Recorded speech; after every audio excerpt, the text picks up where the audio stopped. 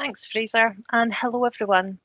Thanks again all for joining us today for what is our last wellbeing webinar before your long-awaited summer break. If I think back to my own previous end-of-term experiences, I really do appreciate and know the efforts that you have all gone to be able to join us today, so I am very, very grateful.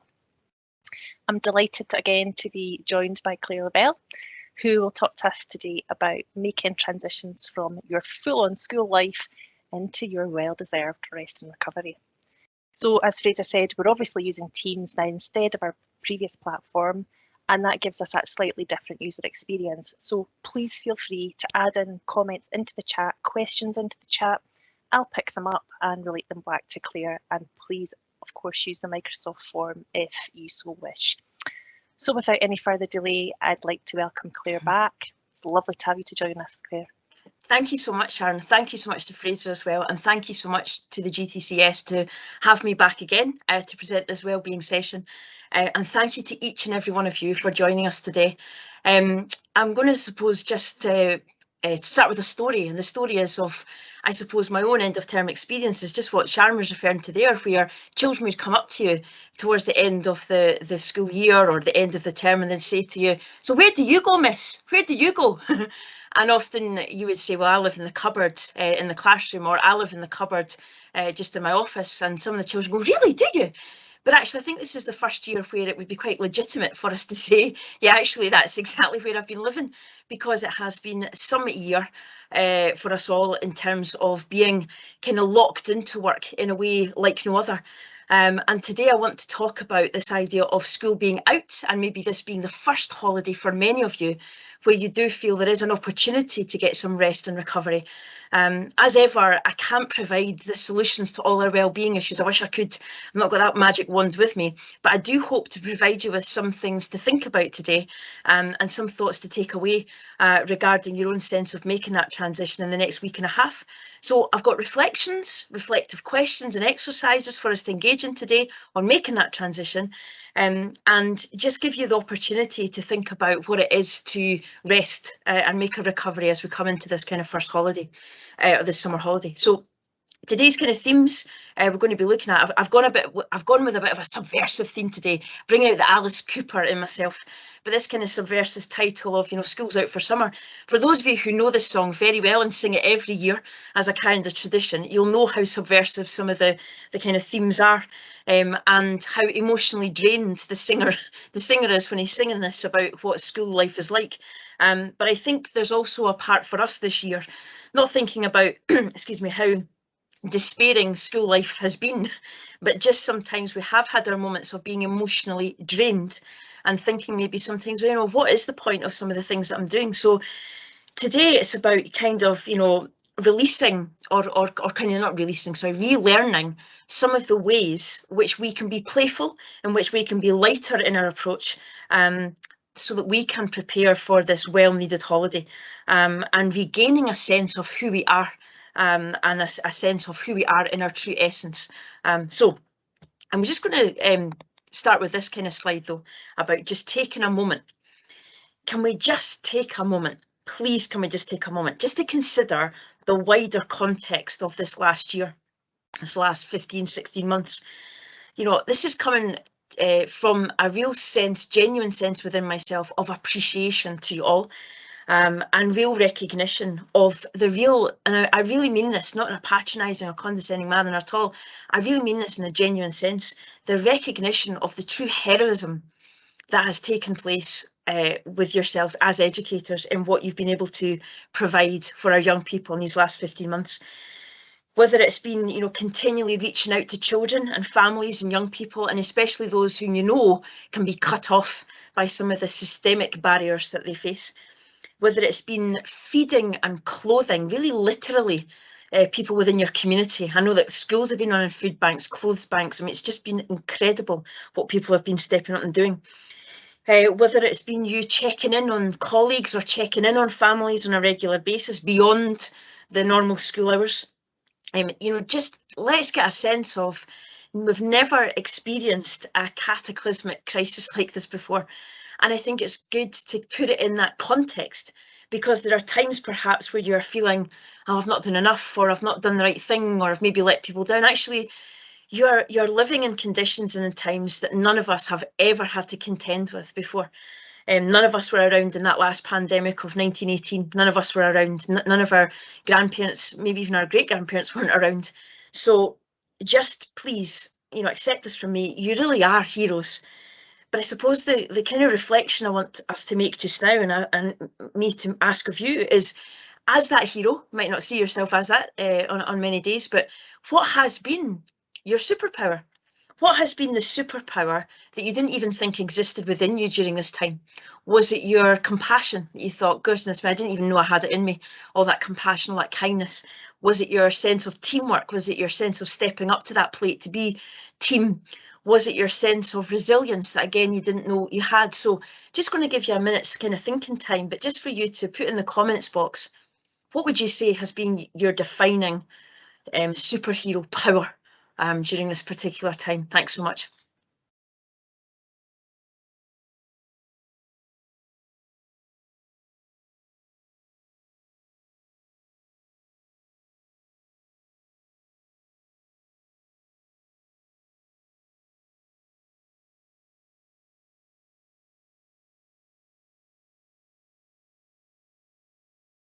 Stamina.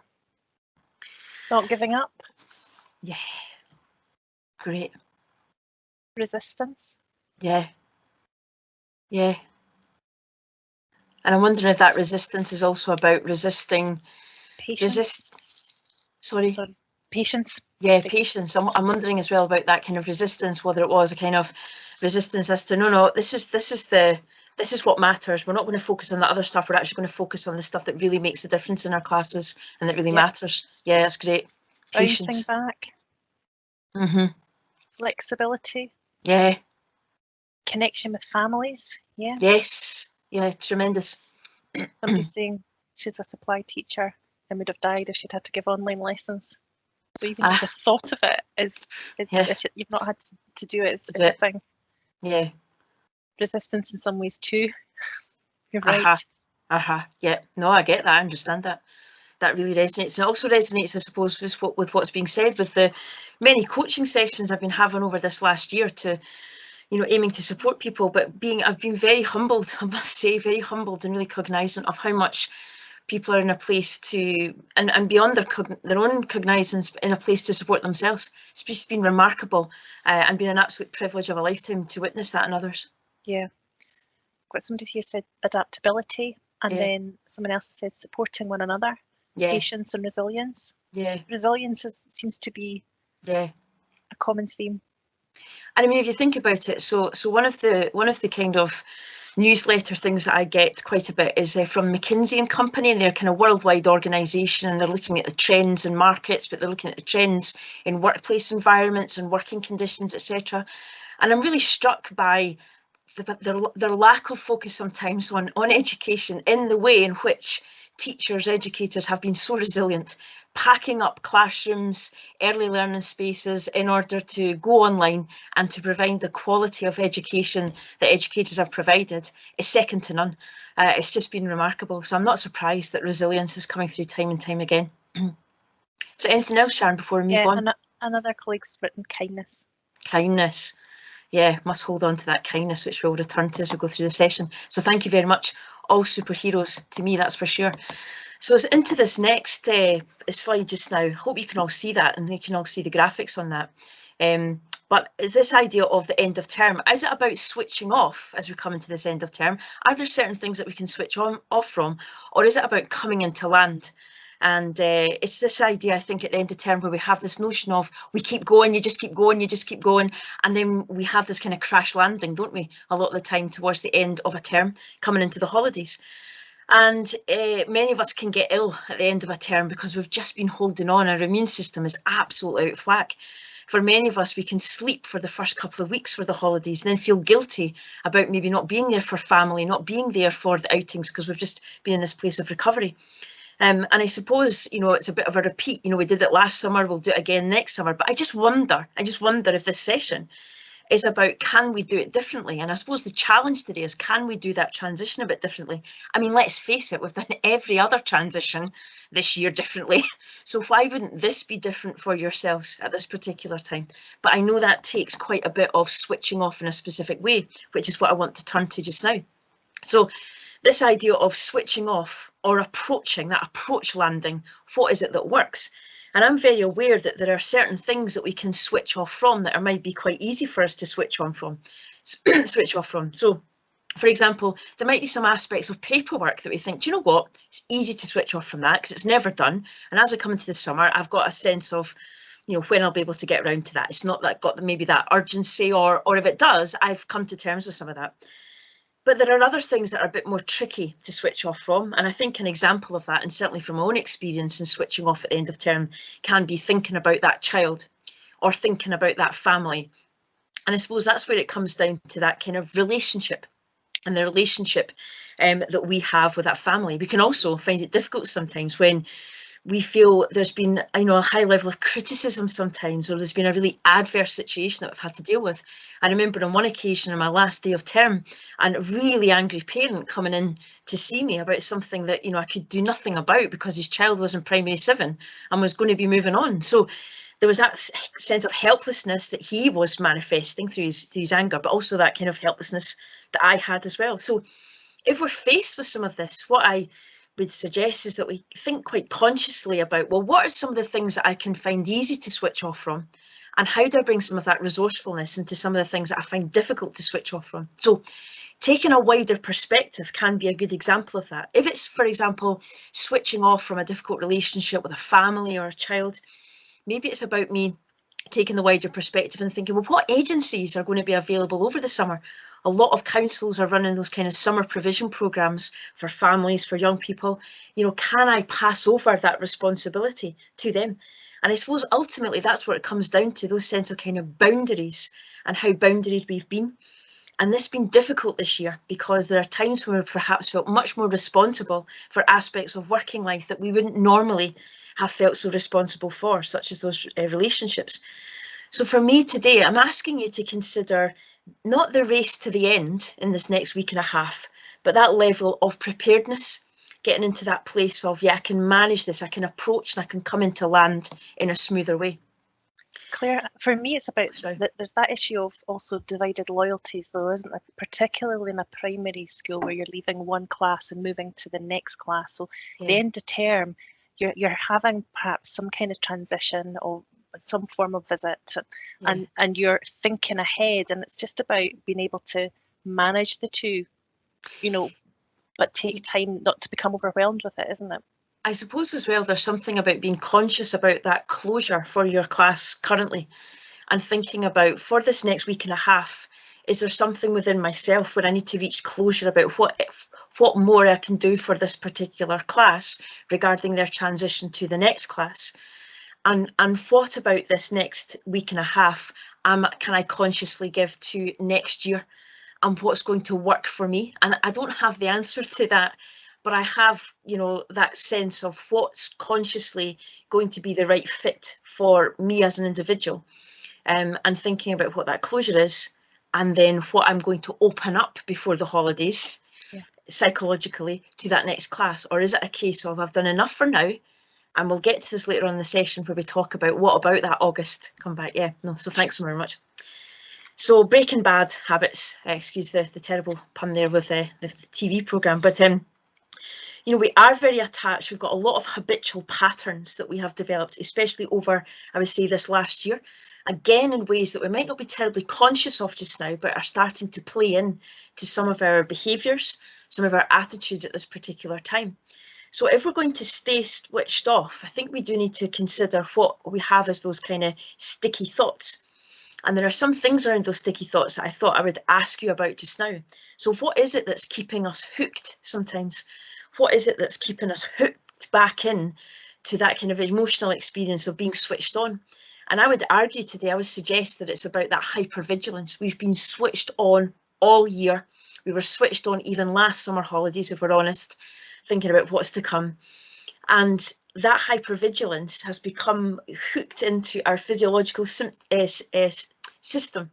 So we have to be aware of that kind of physiology that's happening just now, and find the ways to soothe us, which again, I will maybe refer to as we go through the session. But I suppose that attachment to some of those sticky thoughts can also have a positive effect for us. What is it that I'm so attached to in that thought that serves me well? Because there's always a positive. Does it show me that I care? That's great. But there may also be a negative aspect to this where I can't focus on what I need to focus on just now. I can't enjoy the moment. Again, that's something we're going to come to. Well, regrets, we've all had a few, not just about the pandemic, but maybe throughout our lives as well. That's certainly my situation, but certainly regrets. I suppose we might be hanging on to some of the regrets we've got about this year, about what we could have done, about the kind of things we could have done better, we could have got right, whatever that means. And I suppose the thing to ask here, who this year has got it all right, who's got it all correct? And is there something here about having that self-compassion for ourselves at this time and recognising that in our approach, there maybe has to be a level of non-judgment. You know, when we talk about approach in terms of mindfulness, we talk about the non-judgment, just see it for what it is and have a kind of level of acceptance as things are at the moment. Also something about what if this had happened and what if I could have done this and what if we've got to keep it real. And sometimes we've just got to say, well, it's what is. It's not what if, but it's what is. And also what is possible with what we have now.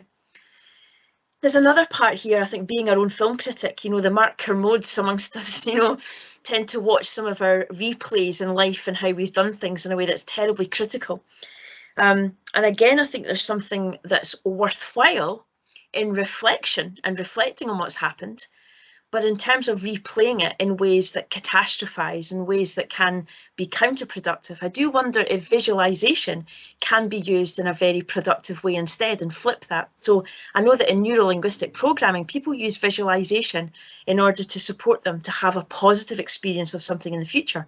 It was only on Monday, right before the game, that some of the Scotland players, was it Ryan Christie, one of the Scottish players, was talking about the visualization he was doing. I think he's going to have to work harder on that, to be honest.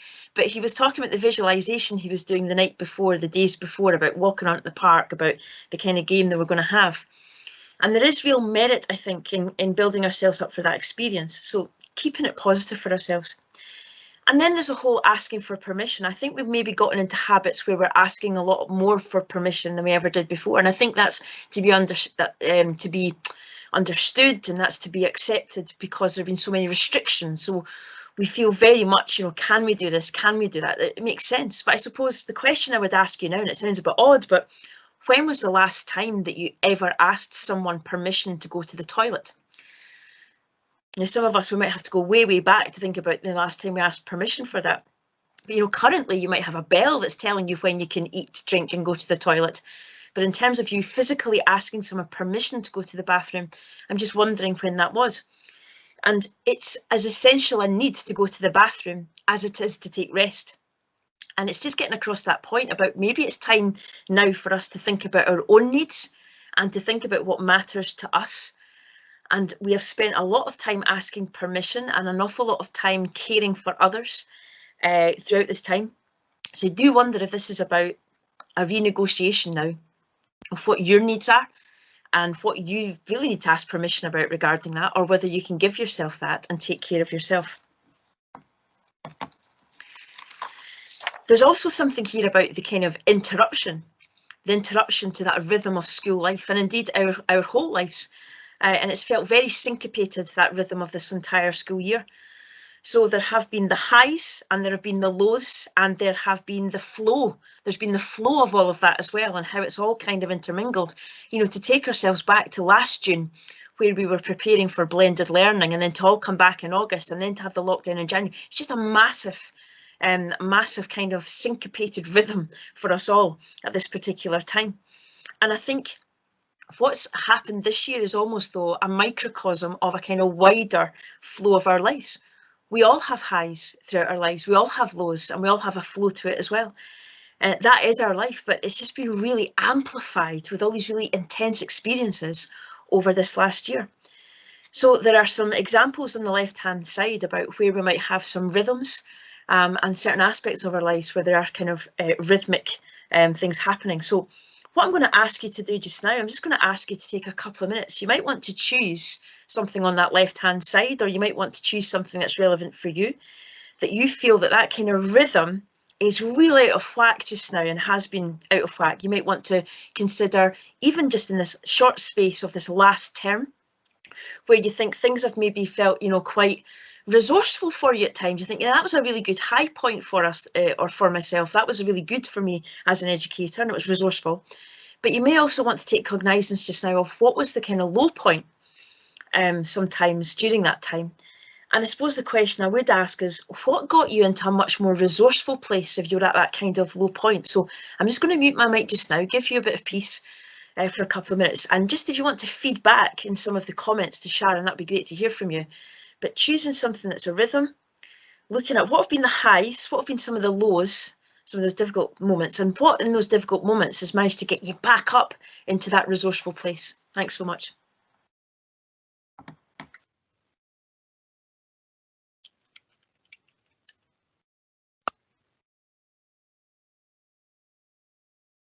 I'm saying new hobbies. New hobbies. Yeah, I added in meditation there as well. Yeah. I think that works for me. Yeah.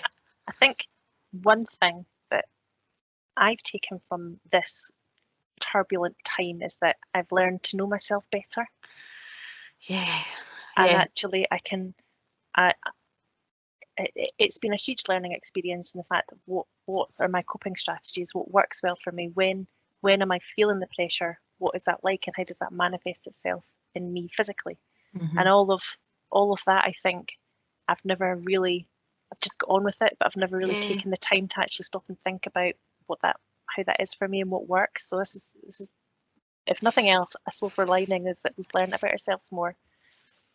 Some great chat coming in, Claire. We've got energy, high point of meeting with class, being back in a stage. I love getting back together with my class after lockdown. And the lows, and then hit an all-time low.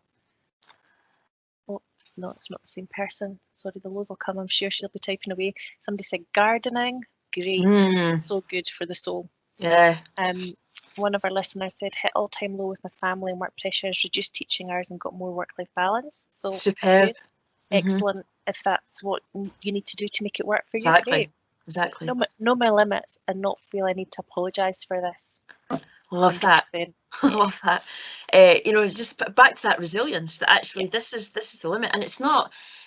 And I suppose for a lot of people at times, it's not as if we couldn't give more and more and more. It's just that we've got to go in the next day and we've got to perform again. And it's about recognising we're on that kind of trajectory. Yeah, sorry. And I love that bit about not apologising for it. Yeah, absolutely. Yeah, set your boundaries. Yeah, for you. Yeah, I think there has to be clarity around that as well, because otherwise, we are going to be not fit for purpose at all. And when I say purpose, I'm not necessarily talking about work life, but I'm talking about being a human. Yeah. So yeah, very much. We've had someone say yes, self-knowledge and inner peace. Somebody's lows were miscommunications, being able to name the feeling and tell people why something was important later. Yeah, that's a great skill. Low energy, total exhaustion, talking to people openly, meditation seems to have helped. Superb. Exercise, walking outdoors, jogging to get the endorphins high. Aye, great. And for me, there's something about the stress cycle, which we'll come to as well, closing that stress cycle. A few more. Speaking to people helps, as a lot of the time I'm feeling overloaded. The time if feeling overloaded, other people are feeling the same, and it makes you feel a bit better. Yeah. So that not having that sense of isolation. It's great. Knowing when to say no and not take on too much. By doing this, it's me. It's facing other. I'm able to face other issues. Energy lows, end of term each time. Lockdown, really struggled as live on my own.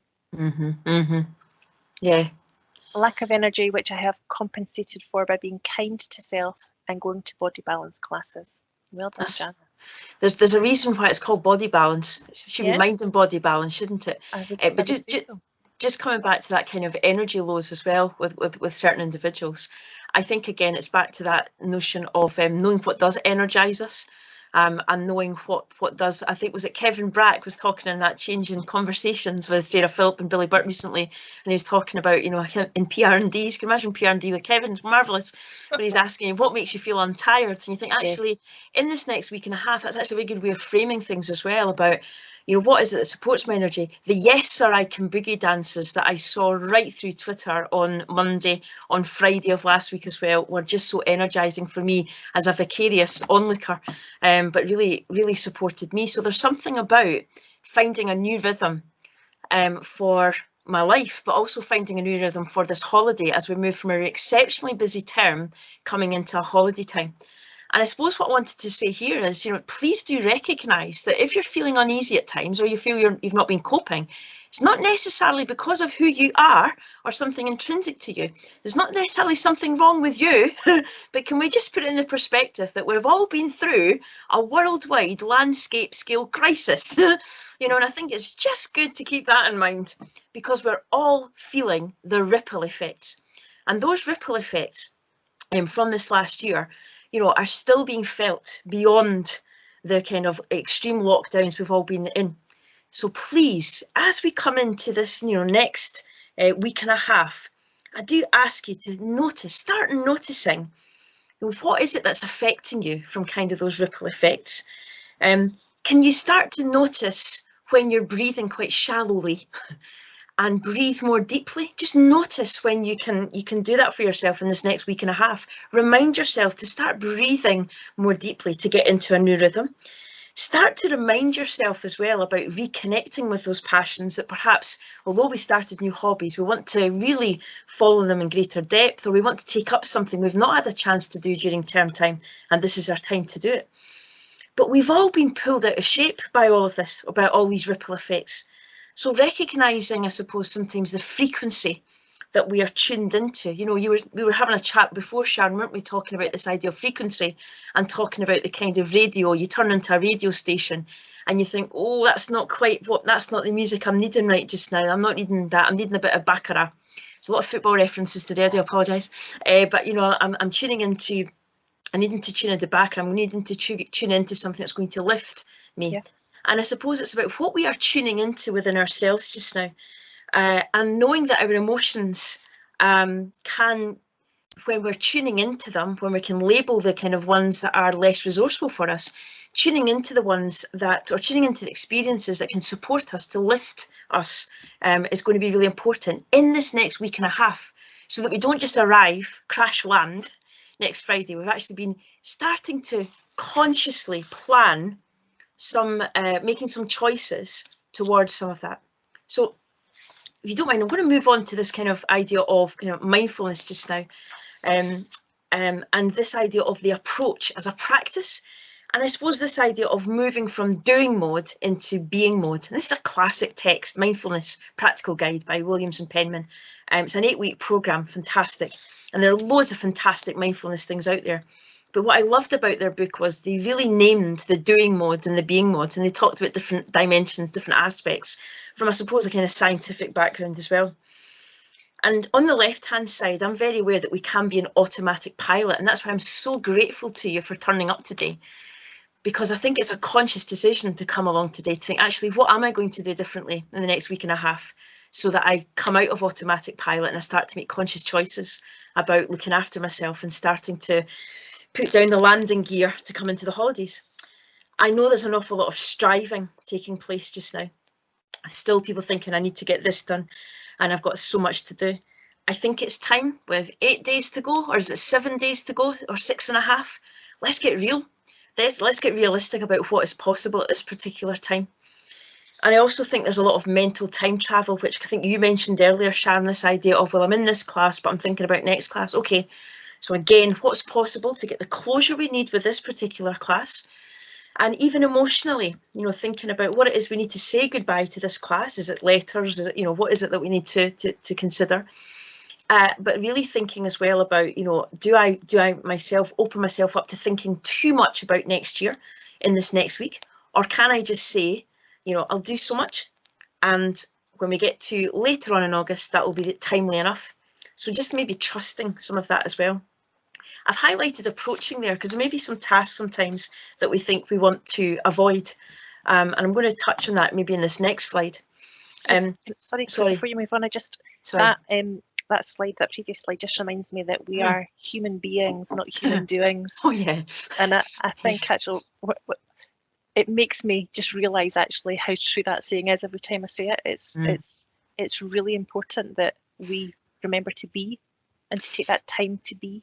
Well, it's a good point, because there was a question I was thinking about when I was preparing the session, and it's not something I'd maybe spoken to you before, Sharon, about, but it was this idea that, you know, how much of myself belongs to my job, and how much of myself belongs to the job over the summer. Now, I appreciate there are situations this year, again, you know, with SQA, with secondary schools who have been having to put in so much, you know, the schools have had to put in so much to make sure that our young people get the best possible grades moving on to the next part of their lives, whether it's onto hires or whether it's onto university or onto work. But it does make me think about that sense of how much of me am I allowing to belong to my job at this particular time, and am I losing myself? Am I losing perspective as well? So just being mindful of this next week and a half coming into this holiday, thinking about that being side, and thinking about, we still need to have the balance of doing and being. We can't just go into our Zen caves tomorrow morning, that would be lovely, but we do need to perhaps think about the conscious choices we're making in order to prepare for coming into our holidays. So if it's just a case of I rush out the door of the morning and I get to work because I'm just on automatic pilot, how about for next week or even the next couple of days, you decide, actually, I'm going to go via a coffee shop, or I'm going to take some different route to work, or whatever it is, but I'm just going to do it at least a little bit differently to break the kind of monotony of that autopilot. Also, just taking moments within the next week, you know, sensing, I think it's the 21st of June is going to be our you know, longest day. So next week, you know, take a moment just to look up into that sky, that beautifully lit sky, hopefully sunny, and just getting a sense sometimes of how small we are as individuals, and our connectedness, that actually we are connected to something far bigger than ourselves. And that's actually can be a really healthy thing to get a sense of. Also accepting, as I said, not everything will be completed.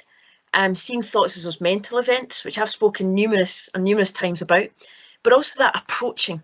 There might be some things that you think, oh, I've got to get this done before the end of term, and it fills you with dread.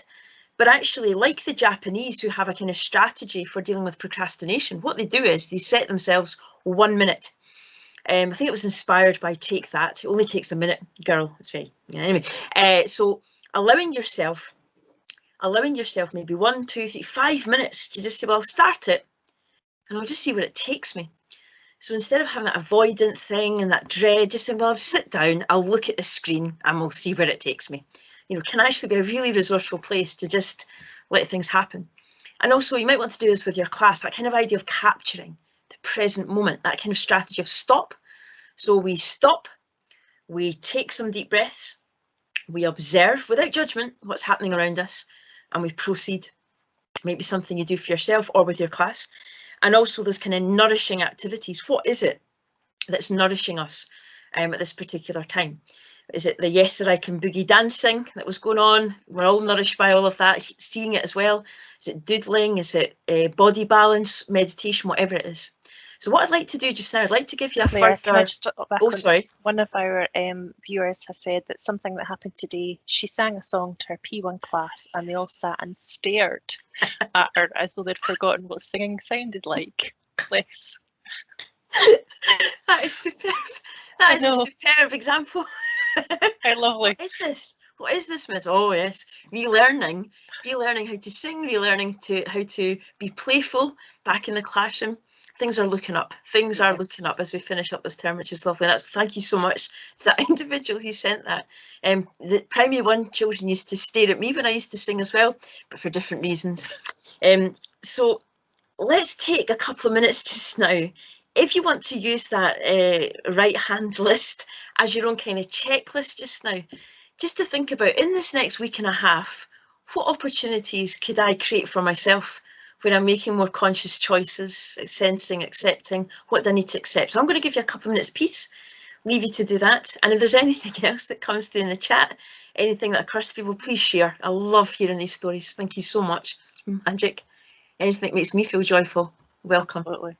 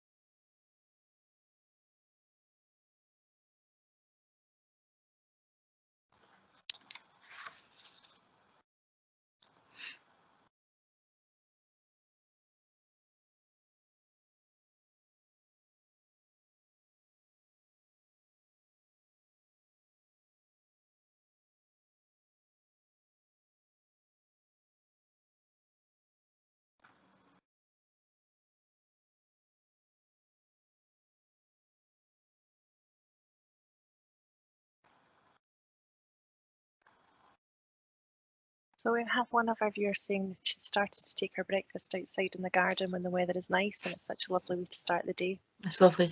That's lovely. Such a good thing. Yeah. I think it just puts us in touch with the world and nature in a way that BBC News or any other kind of news outlet can't. Yes. Of a morning. This is quite a different way to start our morning and to feel connected. So I think that's a lovely thing. Coffee stop on the way to work has turned into a regular occurrence for me, whereas before it would be a weekly thing. Yeah, great. That's great. Looking after ourselves, nourishing ourselves, treating ourselves, showing ourselves that we matter. Absolutely. Yeah, it's wonderful. Long walks with the dog after work to clear your mind. Great. Yeah. Great. Whereas the dog is thinking long walks with my owner to clear my owner and clear my owner's mind. Yeah. Absolutely. What I'm going to do is I'm going to keep moving along just now, and thank you so much, but please keep the comments coming. It's great to hear. I suppose I created a couple of minutes space there. And I suppose it's also just to make the point that in our working lives, we need space too. You know, I've got an hour to be with you today. I'm working, but it's important to create the space. It's important to create the mindful moments where we can just go, hang on, what does this mean for me? What's happening here? So as we come into the holidays, as we come into next week, I suppose, you know, finding the balance as we're coming into that approach. So from today, tonight, tomorrow morning, what can I start to pull back from now that perhaps I thought was possible, but maybe now I'm just going to end up going into autopilot, striving. It's going to leave me a bit, you know, jittered. Are there some things I can start to pull back from at this particular time? And also this idea of balance. How might I balance time at school with more time at home? Now, this really hit home for me a few years ago when I was working abroad, working in Abu Dhabi at a time when Ramadan occurred just before a holiday. And in the UAE, they have restricted working hours, and rightly so, for the observance of Ramadan. And what really struck me was how much more relaxed and chilled I felt coming into a summer holiday than perhaps I had done before, because there had been that kind of approach and that kind of the landing gear had gone down to some extent because of the hours that we'd been working. So there's something here about coming into this week, next week.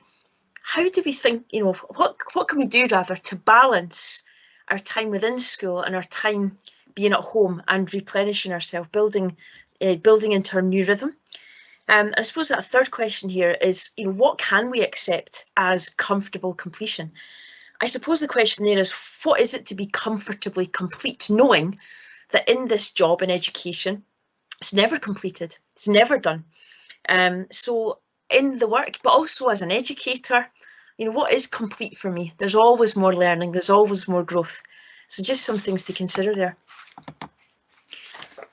I think, you know, why does it matter that we talk about this today? I think it matters greatly because I think we have been going through a year like no other, where we have been on all of the time, and that hypervigilance has become very habitual.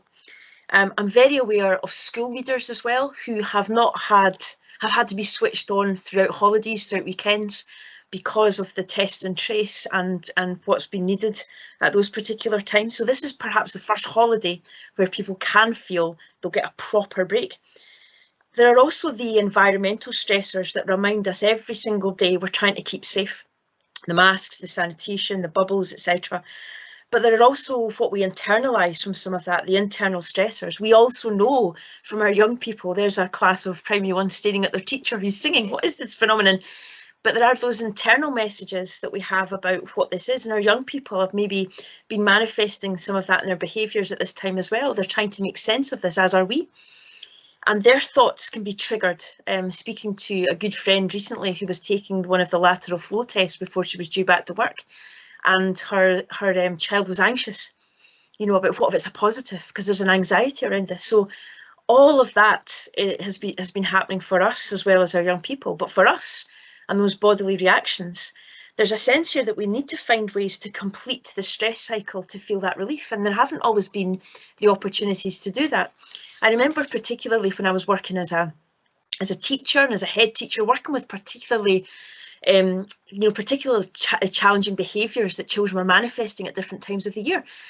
And there were times where you thought, did I do that right? Did I do that well? How has that gone? And then you'd go home at night, and sometimes I would just have a good greet to myself and think, well, we'll go back in tomorrow and we'll do the best that we can.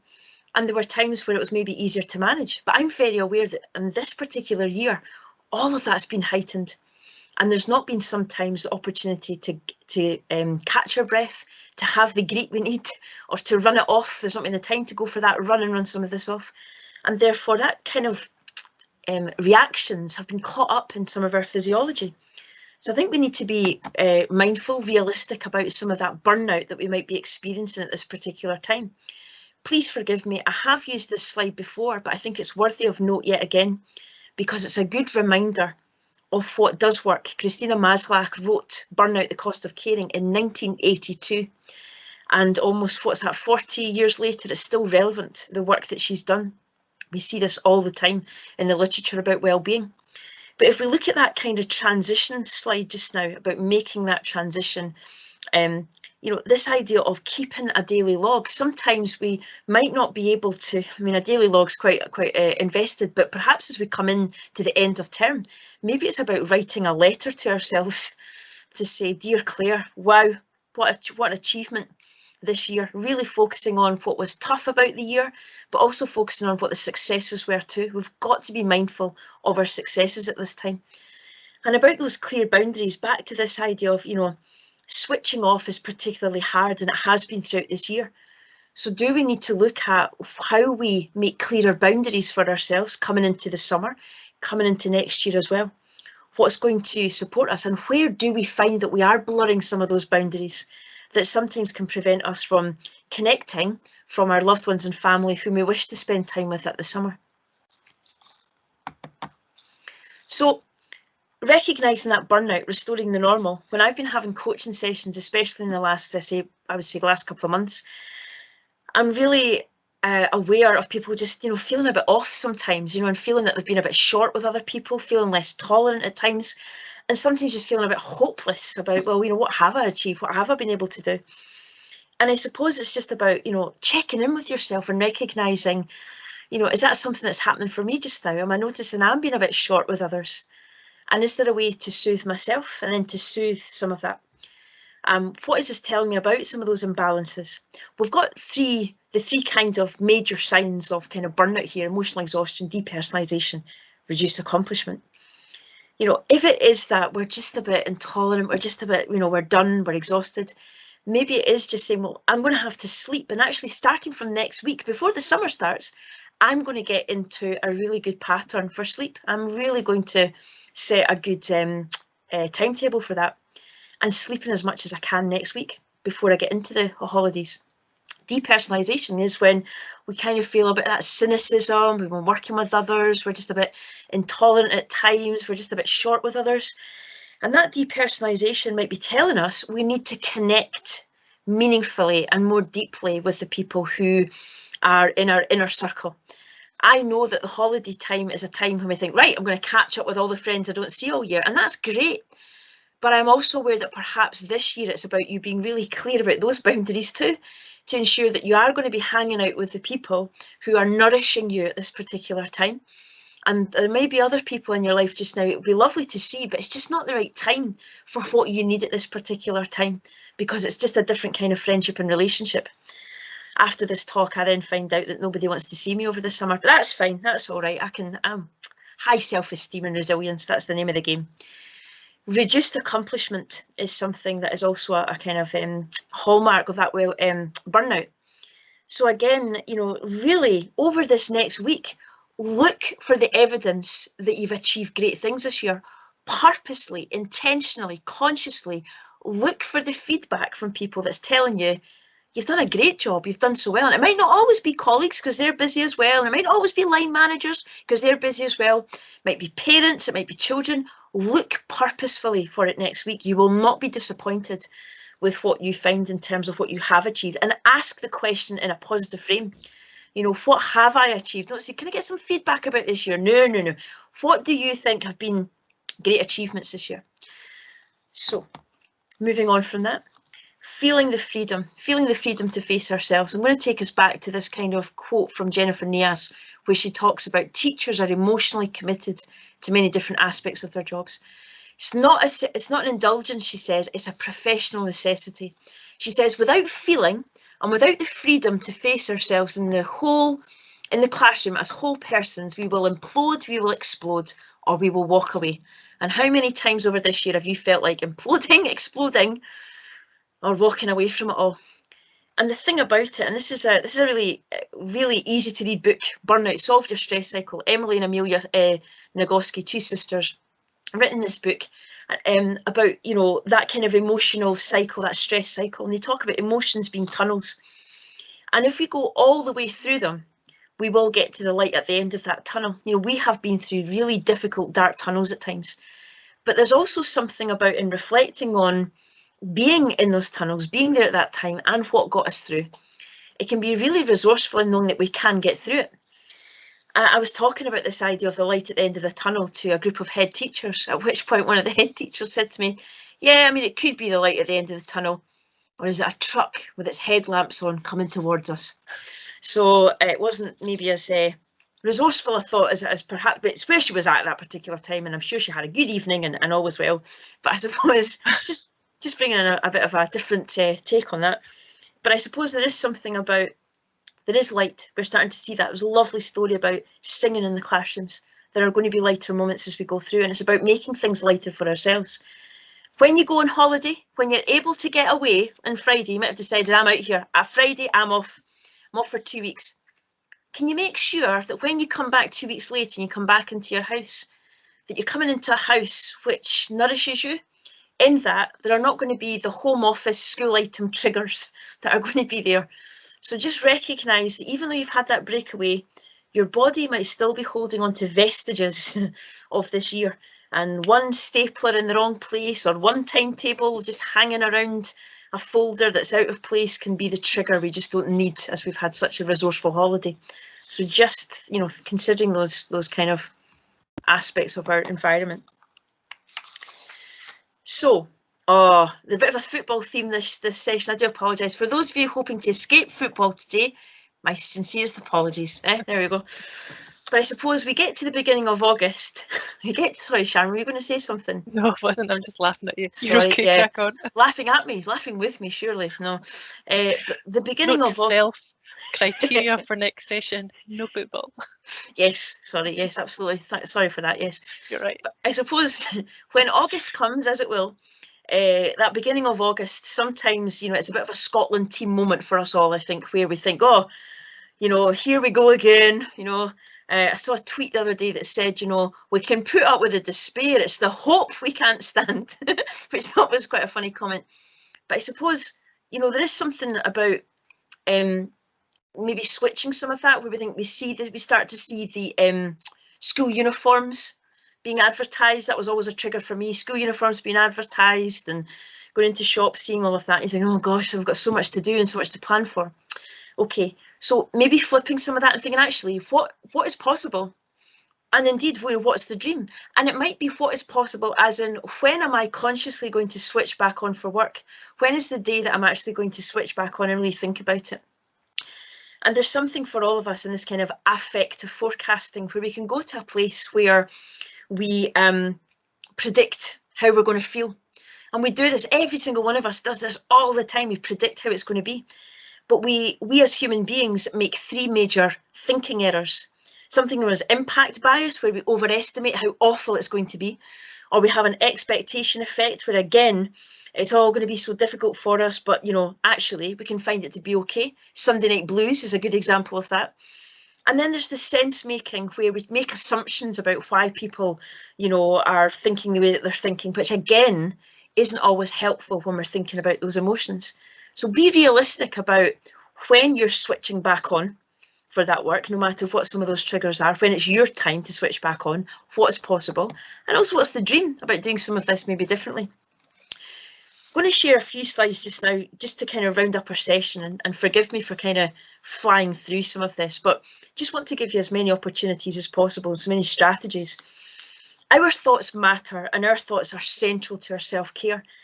This is a cognitive behaviour therapy approach, and I know it's used with people who suffer from clinical depression, anxiety, psychosis as well. It's very can be very effective, and I know that many of you coming onto the session today are not thinking about any of that. However, there are lessons. There is always something to learn from these different approaches, especially regarding our thoughts. So, in this cognitive behaviour approach, I think it's useful for us to consider we all have experiences which we all appraise, and we all have resulting thoughts.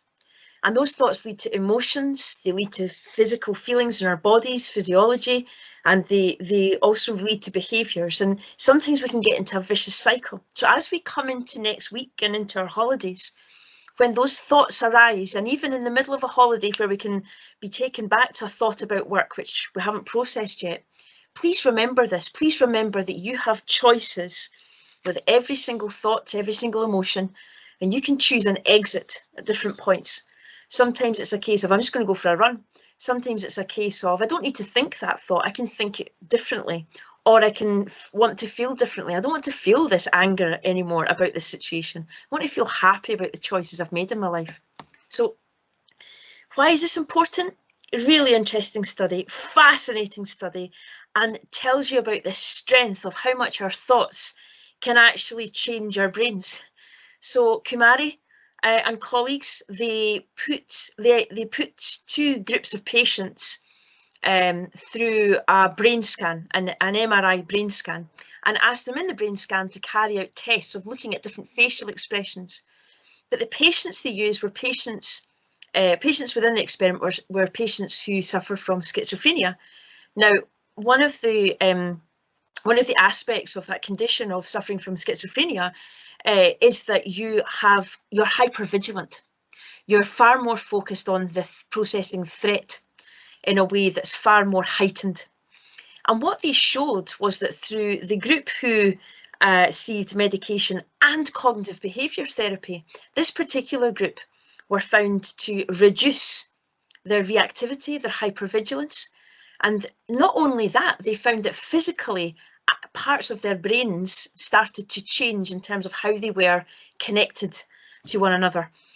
So there's real evidence coming through, that these thoughts that we have, they can soothe our brain responses to threatening stimuli and reduce that hypervigilance. And I just wonder, over this holiday, what opportunities we have to make those choices and to perhaps heal some of that pain within ourselves at this particular time. Cracks have appeared for all of us throughout this time. Cracks have appeared not just for ourselves, but also cracks have appeared perhaps in others and in our relationships with others. And I wonder if it's time now to think about what's resourceful in moving that forward. Maybe the cracks have actually allowed us to deepen connections with one another. Although we've had to have it out sometimes with each other, they allow us to rewrite our working relationships, to look for the growth, to take a different road, to rip up the kind of path we were on before. And I wonder if it's time for us to consider what closure we need, what compassion we need to give ourselves and to one another, and what forgiveness we need to afford ourselves and forgiveness for each other at this particular time. Knowing that can be really challenging when we're feeling quite heightened. So I think it's important that, and taking, being aware of this, that our attributions do matter. What is ours to be responsible for? What is ours to take on and to take forward and to hold on to? But what also belongs to others? Again, back to that conversation, changing conversations. Kevin was speaking to Sarah and Billy about, at that kind of system level, we need to think about well-being. There's no point me speaking about individual well-being to people when in fact the system sometimes puts out barriers, either inadvertently or unconsciously, but it does so in ways that prevent us from really realising our true well-being and then giving of our best to our children. There are also the kind of collective sense of, well-being, but there's also that kind of interpersonal and individual aspect of that well-being too. So recognising we are part of that system to an extent. So John Jones talks about, phoning his wife and saying, I'm going to be late home, love. I'm stuck in traffic. And she goes, you are the traffic. And I suppose there is reason, recognise that we are part of this, but we also need to be real and realistic about sometimes it is beyond our control, some aspects. But we do need to put that organisational justice or injustice at times in a good place for us to support ourselves and to think about it in a way that mediates our stress, that brings us closure and enables us to give ourselves compassion and forgiveness for others as well. Because there are many people working together who aren't always conscious of what's happening to others at this particular time. So just being aware of that. I always think it's a good time to just have that empathy and just to get into, well, I wonder what was going on for that other person. And this is an exercise I use an awful lot to get people to de-escalate that hypervigilance, to de-escalate those emotions, and just to think through, what was it like for you? Replay it like the film critic, but not in a critical sense, just replay it. What did you see? What did you hear? What did you feel? Then ask that person, or ask yourself to go into the place of the other person. What are they seeing in you as you're having this conversation? It's getting quite heated. What do they hear? And what do they feel? And then take yourself out of that, look in on that interpersonal connection and go, well, what was happening here? What would I see if I was just passing by? And just start to notice the shifts for yourself and perhaps what their perspective is, what the perspective might be of an observer, to afford yourself some compassion for yourself and for that other person and the circumstances. And lastly, and I used part of this idea in the probationer celebration that I was very privileged to be invited to, and I'm very grateful to having that invite. I think it is time to rest, reset and be thankful.